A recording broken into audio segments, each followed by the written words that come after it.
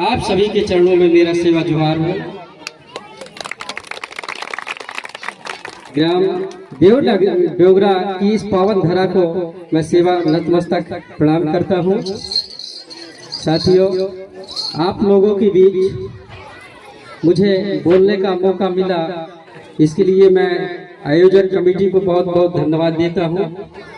साथियों, मेरा नाम गणेश पेंद्रो है। मैं ग्राम बिचुआ से ब्लॉग करता हूँ और मैं ग्राम रूढ़ी पारंपरिक ग्राम सभा स्थायी समिति बिचुआ का रहवासी हूँ और विकास खंड ढीमरखेड़ा का मैं अध्यक्ष पद पर मुकद्दम पद पर तैनात हूँ और साथ ही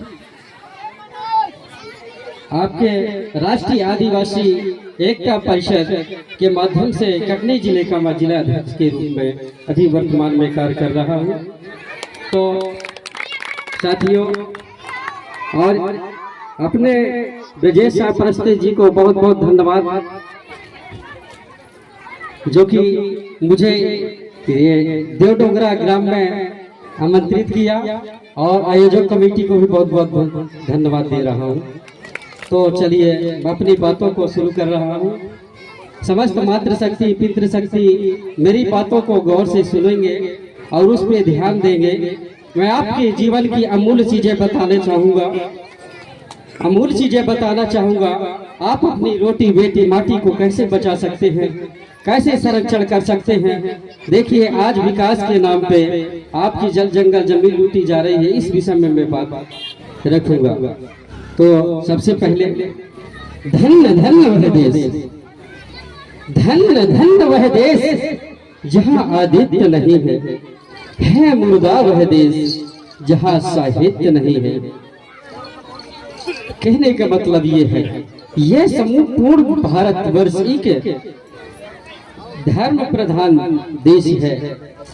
इस देश में अनेक धर्मों को मानने वाले लोग रहते हैं, है कि नहीं? वो चाहे बौद्ध हो, सिख हो, ईसाई हो, है कि नहीं?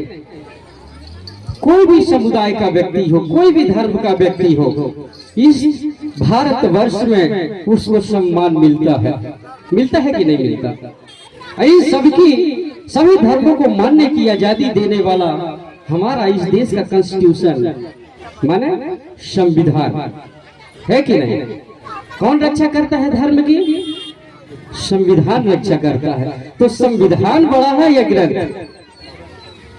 देखिए, इस विषय में मैं थोड़ा सा आपके विचारों को ले चलूंगा, कैसे, है कि नहीं? तो जो संविधान, इस देश में जितने भी धर्म संप्रदाय हैं उनको धार्मिकता की आजादी देने वाला संविधान है। किसी भी धर्म के प्रति यदि कोई अवहेलना भरी बातें कर रहे, बात समझ रहे हैं? वो चाहे क्रिश्चियन धर्म हो, चाहे जैन धर्म हो, चाहे बौद्ध धर्म हो, ये चाहे हिंदू धर्म हो, है कि नहीं? सभी को अपनी अपनी भाषा, संस्कृति एवं धर्म का चार प्रसार करने का अधिकार कौन देता है? भारत का संविधान देता है कि नहीं देता? तो यही से सिद्ध होता है कि जो संविधान है वो सभी का रक्षक है। क्या है? रक्षक है, सभी को आजादी देता है और सबसे सर्वोपरि है। इस संविधान में कितने स्तंभ होते हैं मालूम है? स्तंभ का मतलब आप समझते हैं? जैसे कि महल बनता है, कितने पिलरों में बनता है? 4 पिलर, 4 फुट मुख होते हैं ना, है कि नहीं है? बाड़ी जब लगाते हो तो 4 ही फुट होते हैं कि ना? घर बनाते हो तो 4 फुट होते कि नहीं होते आपके घरों में? तो इस पिलर स्वरूप जो है संविधान की मजबूती के लिए क्या है? कार्यपालिका। क्या है? कार्यपालिका, न्यायपालिका, व्यवस्थापिका और चौथा क्या है? मीडिया। ये 4 जो माध्यम है किसके हैं? कॉन्स्टिट्यूशन के, संविधान के हैं। बात समझ में आ रही है? कैसे? देखिए, मैं बार बार कहता हूँ कि जब तक आप धर्म संस्कृति आप अपना नहीं जानोगे, आप अपना इतिहास नहीं जानोगे, तो अपना विकास नहीं कर सकते हो। कैसे, देखिए मैं आपको आपकी यही भाषा में समझाने का प्रयास करूंगा। जैसे कि आपके घरों में एक छोटा सा परिवार को लेते हैं, उसको क्या कहते हैं? एकल परिवार। क्या बोलते हैं? एकल परिवार, फिर संयुक्त परिवार और बृहद परिवार। तीन तरह का होता है कि नहीं होता है कि नहीं? एकल परिवार वो जहां माता पिता और बच्चे, संयुक्त परिवार वो जहां सभी भाई बहन और उसके माता पिता, है कि नहीं? और बृहद परिवार वो जहां उसके दादा परदादा से लेकर पूरे एक कुल के लोग रहते हैं, वो क्या कहलाए? परिवार कहलाए, है ना?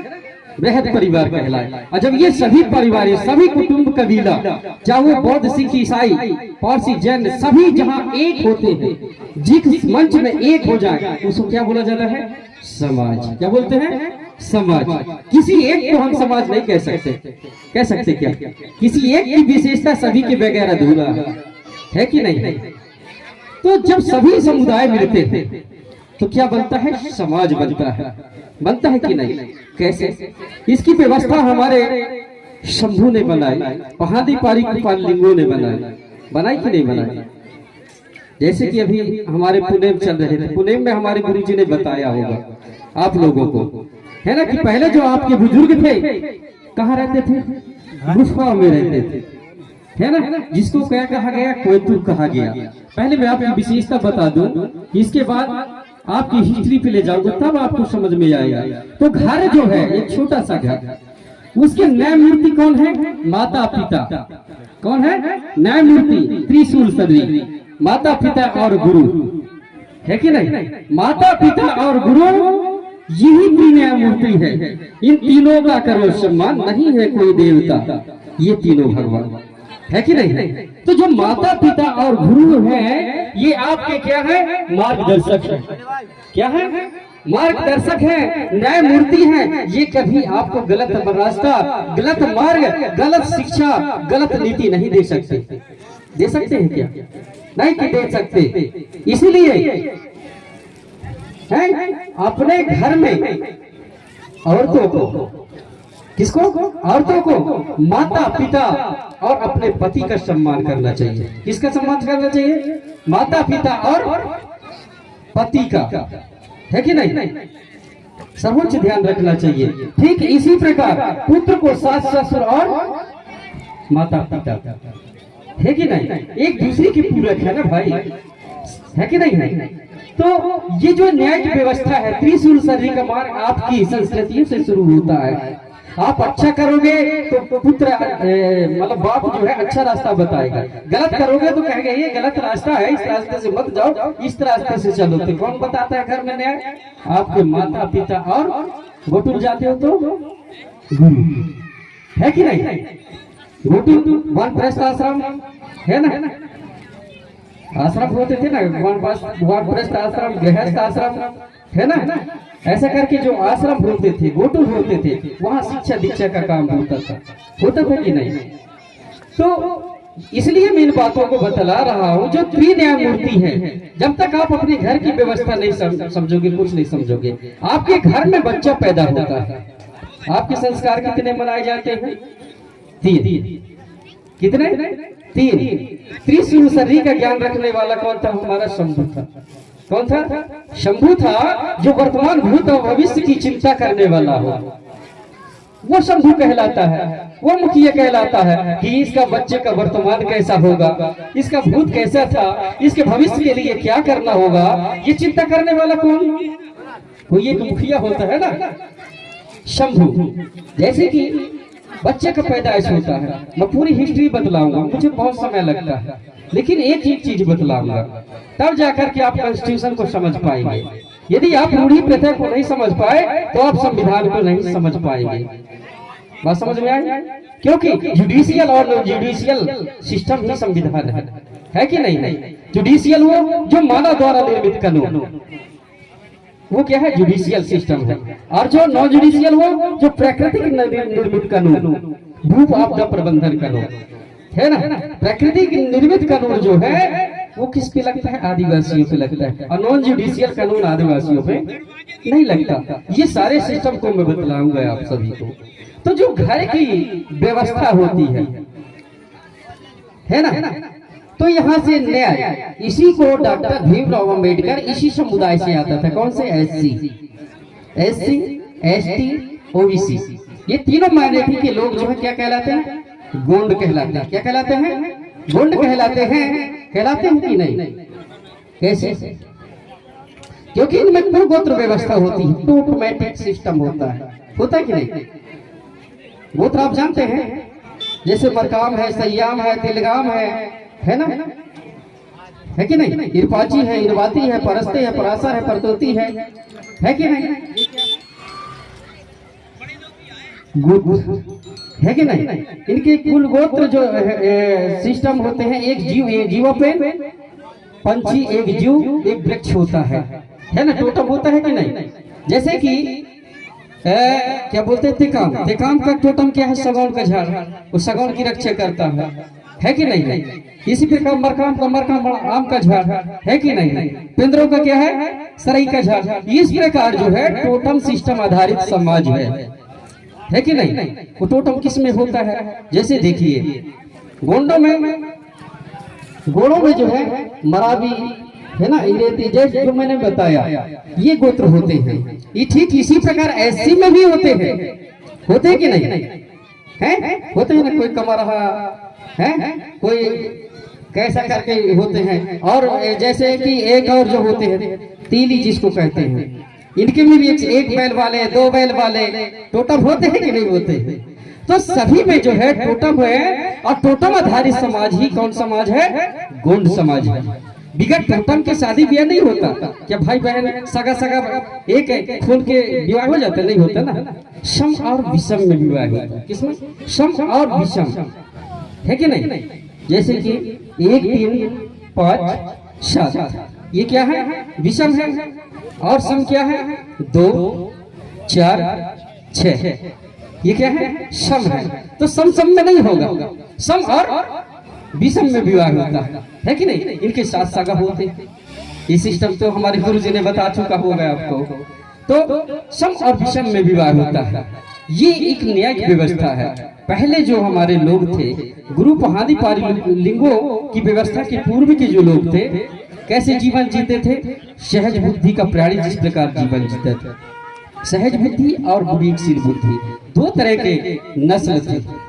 सहज बुद्धि में वन जीव प्राणी आते थे, और विवेकशील बुद्धि में मानव, है कि नहीं? होमो सेपियंस, रामाफिथिकस, ऐसा करके आपने स्कूलों में पढ़ा होगा, प्राइवेट स्कूल, है कि नहीं? ये कहाँ रहते थे? रामाफिथिकस, है ना, होमो सेपियंस, ये पहले जंगली शाखा और से मैदानी शाखा, ये दोनों थे, है कि नहीं? तो बाद में जाकर ये होमो सेपियंस मानव की उत्पत्ति हुई, है कि नहीं? तो पहले जो मानव था कहाँ रहता था? गुफाओं में रहता था, जहाँ आज शेर रहता है।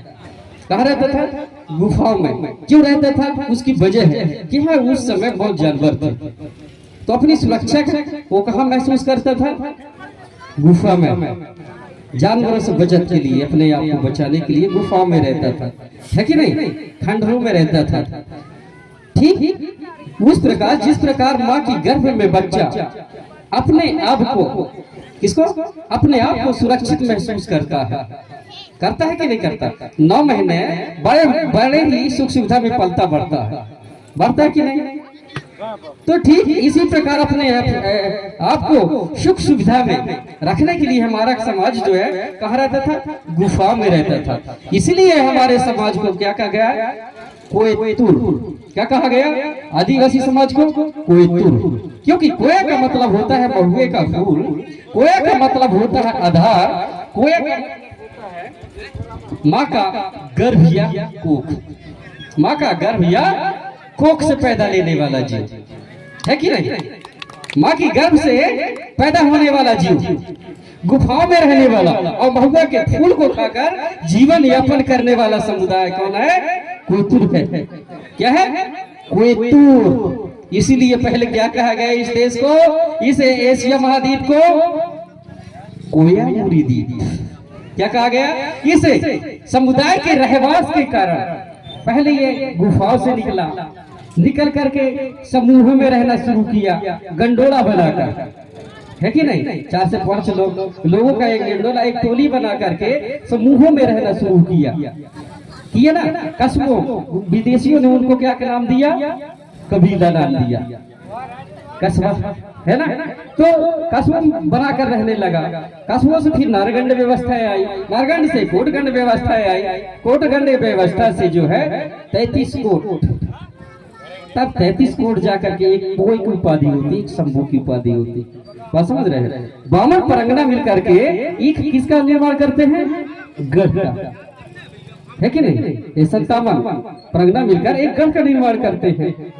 और बामन गढ़ मिलकर एक किसका निर्माण करते हैं? कोट का। किसका? कोट का निर्माण होता है। और कोट जो है 33 कोट का जो उत्तराधिकारी कौन था? शंभू था ना, जो 30 शरीर का ज्ञान रखने वाला, शरीर बौद्धिक और ज्ञान की विकास को, पद्धति को समझने वाला। कहते थे ना, उसका बचपन का नाम क्या था? कोसोडुम। कोसोडुम का मतलब होता है हजारों साल बाद क्या होना है, उस विषय को आज बतलाने वाला था ना, था कि नहीं? आज हजारों साल बाद जो वो बतला के चले गए, आज वो हो रहा कि नहीं? तो इसीलिए उसका नाम था दूर की सोच रखने वाला, कोसोडुम। माँ कुलित्रा का पुत्र जो था कोसोडुम था, वो दूर की सोच रखने वाला, एक त्रिशूल शरीर के ज्ञान रखने वाला, धारण करने वाला, जप, तप, ज्ञान, योग, बल, ये सारे गुण उसमें थे। तंत्र मंत्र से सारी चीजें थी, है कि नहीं? उसको पशुपाति नाथ भी कहा गया, जय जनता रजाल भी कहा गया, जय जनता रजाल कहा गया, है ना। पंचखंड धरती का राजा शंभू, उसे विदेशियों ने पशुपतिनाथ भी कहा। क्या कहा? कि जीव मात्र का राजा, है ना। और देव दत्त इनका राजा बोला ना। आपके लोगों को उन्होंने क्या कहा? देव और दानव कहा, असुर कहा, किसने कहा? अन्य लोगों ने। और फिर जाकर के आपको राक्षस कहा। मैं इसकी पूरी हिस्ट्री आपको गिनवाऊंगा, सन 17 सहित बतलाऊंगा, तब जाकर के आपको समझ में आएगा कि जो विदेशी लोग हैं उनकी संस्कृति क्या थी और हमारी संस्कृति क्या थी। एक दूसरे की संस्कृति थोपे हुए हैं हम लोग। हमारी संस्कृति कुछ और थी और दूसरों की संस्कृति को कपड़े की तरह लादे हुई है कि नहीं? चोला की तरह। चोला जानते हो, जब ये कपड़ा खराब हो जाता है तो इस कपड़े को आप उतार के फेंक देते हो कि नहीं, है ना? ठीक इसी प्रकार हम दूसरों का धर्म का चोला पहन लेते हैं, जबकि वास्तविक में हम कौन है? धर्म पूर्वी लोग हैं। कौन है? धर्म पूर्वी लोग हैं। जब धर्म पैदा नहीं हुआ था तब आप पैदा हुए थे। कौन पैदा हुआ था? आप पैदा हुए थे। धर्म तो बात की चीज है ना। धर्म शब्द जो है घ धातु से, घ शब्द से बना हुआ, ये धारण करना, किसी भी धर्म या संस्कृति को अपनाना, धारण करना कि धर्म है कि नहीं? गलत कह रहे हैं। लेकिन धार्मिक वो नहीं है जो लेता है, धार्मिक वो है जो देता है। तो देने वाला बड़ा होगा ना कि लेने वाला? ये सारी कल्पना आपको पढ़ना पड़ेगा और समझना पड़ेगा, तब जाकर के आप अपनी संस्कृति को समझ पाएंगे, इस संविधान को समझ पाएंगे। तो जो आपकी नॉन जुडिशियल व्यवस्था थी, उसमें गांव में क्या चलता था? मुखियाना चलता था, पटेली चलती थी, है कि नहीं? बैगा व्यवस्था, घुमका व्यवस्था, पटेल मगेती कहते थे कि नहीं? तो ये जो व्यवस्था थी, इसका मैं सिस्टम आपको बतलाऊंगा, ठीक है ना? तो जब पहले गांव में जब झगड़ा होता था, छोटे से छोटे विवाद होते थे, ये कॉन्स्टिट्यूशन की बात है। संविधान भी आज आपको आजादी देता है, ये संविधान में वर्णित है। मैं कोई अलग से चीजें नहीं बदलाऊंगा। जो संविधान कहता है, जो संविधान में आपका हक है, अधिकार है, वो मैं बतलाऊंगा। तो जो आपके संवैधानिक अधिकार थे, जरूरी प्रथा थी कि कहते हैं ना, यदि सुबह का भूला शाम को लौटा जाए तो उसको भूला नहीं कहते थे हमारी व्यवस्था में। क्या नहीं कहते थे? भूला नहीं कहते थे। कहने का मतलब ये है, यदि हमारे गांव में एक छोटा सा झगड़ा हो जाता है और उसको शाम को बैठ करके उस पर उचित न्याय दिया जाता था, है ना। वो चाहे सजा के मात्र दौर पे एक चाहे लौंग का फूल क्यों ना हो, वो सजा होती थी। गांव में जुर्माना होता है कि नहीं होता? अभी आज भी होता है। गांव में कानून बनते हैं और लागू भी होते हैं, अभी आज भी होते हैं। मान लो आप खीरों का काम करना चाहोगे गांव में कि यार देखिए अब खेती का सीजन आ चुका है, हम सोच रहे हैं कि खेती का सीजन आ चुका है, इस दौर पर हमको खेती करना है, तो इसके पहले क्या करना पड़ता है? विद्री करना पड़ता है। विद्री करने के लिए कितनी प्रक्रियाएं होती हैं वो समझना पड़ता है। आपस में आप गांव में सूचना वाहक पटेल है ना, पटेल आदेश करता है। आपका जो कुटवार है, कुटवार गांव में सूचना देता है। सूचना देने पश्चात गांव के सभी बुजुर्ग लोग कब करते हैं? बैठक में आते हैं। अब बैठक में आकर के उस विषय को लेकर के, किसको? विद्री विषय को लेकर के चर्चा होती है। क्या होती है? सामूहिक चर्चा होती है। चर्चा के दौरान ये बातें रखी जाती हैं कि सुनिए आज बिजली का कार्यक्रम कल करना है, तो उसमें आप कितने पैसा रख रहे हो? 2 रुपए रख रहे हो, 5 रुपए रख रहे हो, कितना अनाज रख रहे हो? किसके लिए? गक्कड़ बनाने के लिए, ये तो करने के लिए, है कि नहीं? ये काम कौन करेगा, ये काम कौन करेगा? ऐसा करके आप गाँव में नियम बनाते हो कि नहीं? मैं कोई अलग से चीज नहीं बतलाऊंगा, जो है जो आप करते हो उस सिस्टम, वही सिस्टम है आपकी रूढ़ी प्रथा। मैं सिर्फ बतलाने का काम कर रहा हूँ। तो क्या करते हो आप? बिजली के लिए एक नियम प्रस्ताव करते हो कि नहीं इतना चंदा लगना है, वो चाहे चंद लोग बैठे क्यों ना हो। गांव में सूचना होती है 4-5 ही बैठते, कभी पूरा गांव बैठा है क्या? नहीं बैठ पाता, 4 ही लोग बैठते हैं। नियम कानून पारित होता है और उन नियम कानूनों को पूरा गाँव मानता है कि नहीं मानता? ऐसा करने पश्चात आप बिजली के लिए जाते हैं। बिजली में क्या करते हो? ये चीतर है, ये शामर है, ये भालू है, ये खरहा है, ये घुटरी है, ये ज्यादा परेशान करते हैं, इसको बंद किया जाए। करते हो कि नहीं? मैं ज्यादा बड़ी बातें नहीं कह रहा। ये सब काम कौन करता है? आप लोग करते हो और अपने अपने गांव में करते हो कि नहीं करते हो? यही तो है रूढ़ी प्रथा। तो जो ये आप काम करते हो है ना, उसके लिए सर्व गांव से क्या जाता है? अनाज जाता है, पौधा जाता है, कुटकी जाती है, मक्का जाता है, जो बीज बोते हैं आप, धान जाता है ना, राहल जाता है। इन सारे चीजों को एक हम भंडार में इकट्ठा करते हैं। इकट्ठा करने के पश्चात, विद्री करने के पश्चात उसी में से एक मुट्ठी पुनः खुशिया ले जाते हो ना? ले जाते हो? हल जोताई वाला खुशिया ले जाते हो कि नहीं ले जाते हो? खीला खूटा, तब ना खीला खूटा का नाम आएगा। तो कुशिया जो ले जाते हो, जो उसको खेरदाई को बतलाते हो कि ये इतना मैंने काम किया। बात समझ रहे हैं? मालकिन है आपके गांव की खेत, उसको बतलाने जाते हो मैंने इतना जोताई की। बतलाते हो कि नहीं बतलाते हो? आप समझो या ना समझो? तो कुशिया ले जाते हो, फिर पुनः कुशिया और एक मुट्ठी वहां का अन्न जो सामूहिक रखा गया है, वो चाहे एससी के घर का हो, एसटी के घर का हो या ओबीसी के घर का हो, कोई भी हो, सब उसमें से एक मुट्ठी उठा करके ऐसा करके हाथ पीछे करके वापस दिया जाता है। किसमें? आपकी झोली में, उस जिसमें आप ले गए थे, और उसे लेकर के आप अपने भंडार में मिलाते हो। कहाँ मिलाते हो? भंडार में। फिर उस भंडार से लेकर के बीज आप अपने खेती में बोते हो, बोनी करते हो। किसकी पहले कर लेते हो? आज में व्यवस्था चूक गई है, लोगों ने छोड़ दिया है कई जगह और नुकसान पहुंच रहा। बात समझ रहे हैं? ऐसा न करने से फसल में बहुत सारा रोग लग जाता है, कीट पतंग लग जाते हैं। बात समझ रहे हैं? तो बंधित किया जाता है। यही तो नॉन जुडिशियल सिस्टम है। कब समझोगे आप?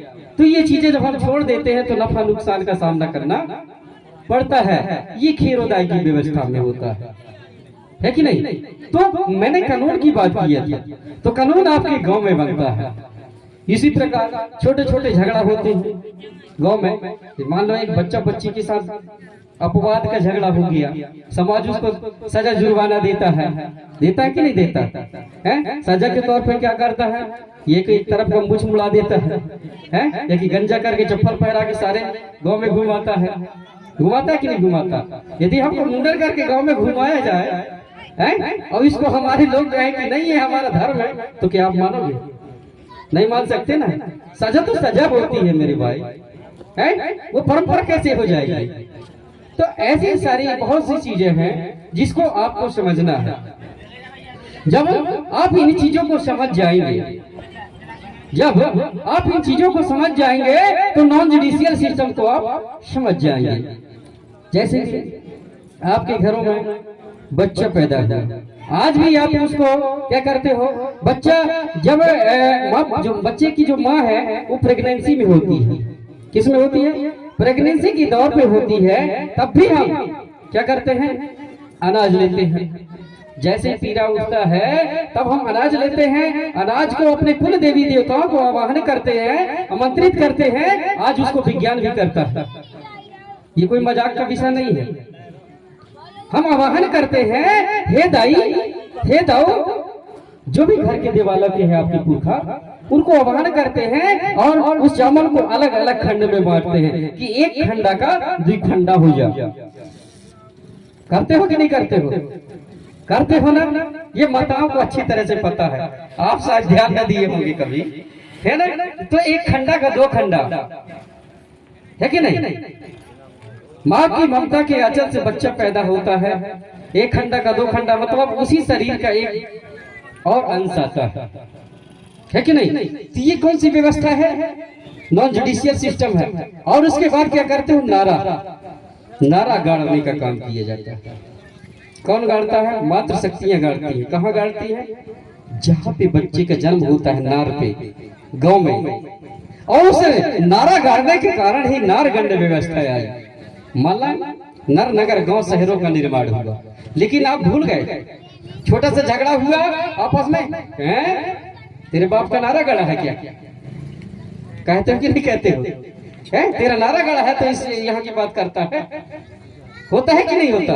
तो इस नारा गाड़ने के कारण ही नारगंड व्यवस्था आई, नार नगर गांव शहरों का निर्माण हुआ। बात समझ रहे हैं?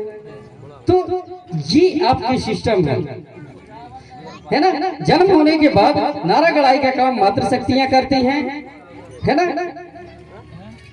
और इसकी पूरी प्रक्रिया बहुत बृहद है। तो ये नारगंड व्यवस्था आती है, नारा गाड़ने का काम होता है। यहाँ से तो जन्म संस्कार हुआ, है कि नहीं? फिर विवाह संस्कार, फिर मृत्यु संस्कार, है कि नहीं? ये 3 संस्कार है मुख्य, है कि नहीं? और चौथा जो अलग से मतलब अपन जो मनाते हैं, कहाँ पे? फड़ा पेन पे, कुंदा मनाते हैं।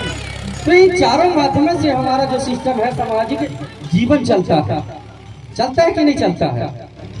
सामाजिक जीवन इन चारों के बीच ही हमारा समाप्त हो जाता है। ठीक इसी प्रकार संविधान में भी 4 स्तंभ होते हैं, यानी इन चारों स्तंभों से देश चलता है।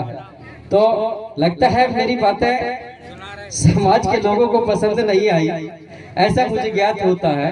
तो चलिए ठीक है, आप सभी कल समय से उपस्थित होंगे ताकि अधिक से अधिक जानकारी आपको मिल सके और अपनी रूढ़ी प्रथा को जान सकें, है ना?